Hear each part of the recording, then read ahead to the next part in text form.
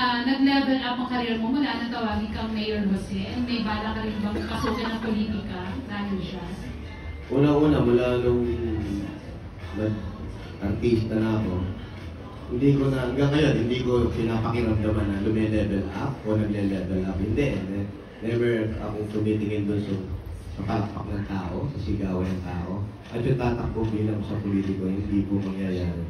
Hindi ko po. Siguro hindi, kaya gano'n din naman ang politiko, parang entertainer. So gano'n din naman yung ginagawa natin bilang artista, nagpapasaya tayo, tumutulong. Gano'n din ang mga politiko, nagpapasaya, tumutulong.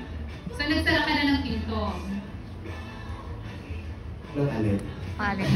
Sa politics? Oo, matagal, marami na nag-o-offer, pero dati pa, dati. Anong offer nilang position dati? Yung iba kasi Yakult yun. Hindi, dati konsehal, pero vice mayor.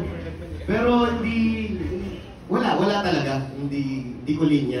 O hindi namin linya pumasok sa politika. Mahirap.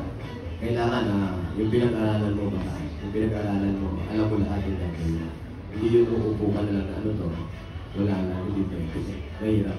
Okay, Mayor Jose. Maraming Thank you!